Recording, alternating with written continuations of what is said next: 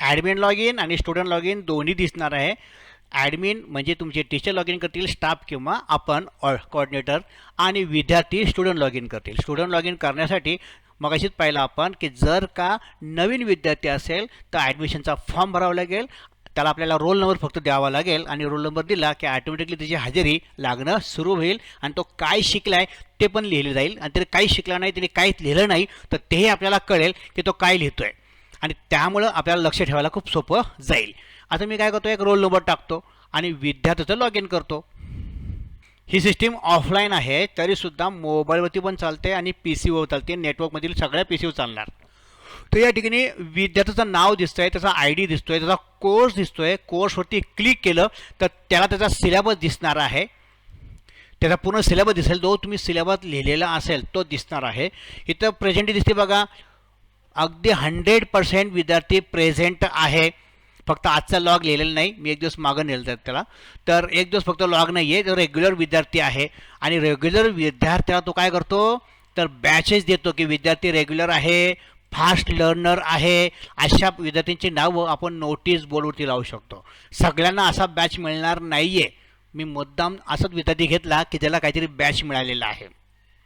इथं आपल्याला learning log लिहायचं आहे की आज मी काय शिकलेलो आहे. तर इथं त्याने अर्धवट काहीतरी लिहिलं आहे म्हणून पेंडिंग लॉग दिसतोय.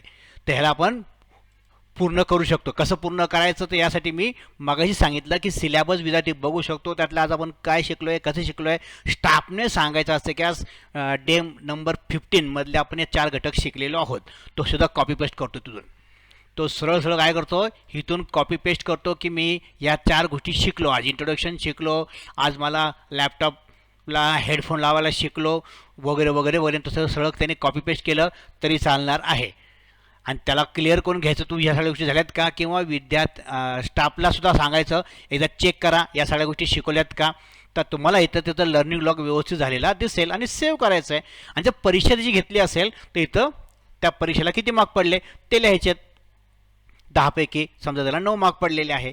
आणि मगाशी जी आपण लिंक दिलेली आहे ती लिंक त्या विद्यार्थ्याला इथं दिसते बघा. त्याने ओपन केलं की त्याच्या लॉग इनमध्ये दिसते त्याचा पूर्ण सिलेबस. ही मगाशी आपण पी डी एफ टाकलेली आहे ना, ते पी डी एफ दिसते. तर अशा पद्धतीने विद्यार्थ्याच्या लॉग इनला इतक्या सगळ्या गोष्टी दिसत आहेत.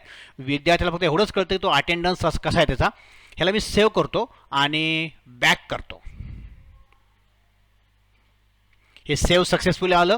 त्याला मी लॉग आउट करतो आणि दुसरा एखादा विद्यार्थी घेतो, रँडम एखादा विद्यार्थी घेतो मी. दुसऱ्या एका विद्यार्थ्याचा लॉग इन केलं बघा. त्याचा कोर्स वेगळा होता, त्याला कोर्स मटेरियल दिसत नाही आहे, बॅच पण दिसत नाही कारण तो रेग्युलर नाही आहे. 79% 69% प्रेझेंटी आहे.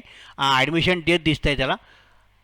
त्याला येऊन दिवस किती झाले ते दिसत आहेत, त्यातले प्रेझेंट दिवस किती आहेत ते दिसतंय. आणि लॉग त्यांनी लिहिले आहे की नाही, आतापर्यंत किती लॉग त्यांनी मिस केलेले आहेत. लॉग मिस केलं म्हणजे तो व्यवस्थित शिकत नाही असा तो अर्थ घेतोय. हे सगळं त्या विद्यार्थ्याचा लॉग इनला दिसतंय. त्याला सिलेबस बघायचा असेल तर इथं क्लिक करतो, सिलेबससुद्धा बघू शकतो की काय काय मध्ये पेंडिंग आहे. तर अशा पद्धतीने लर्नरच्या लॉग इनला इतक्या सगळ्या गोष्टी आपण दिलेल्या आहेत.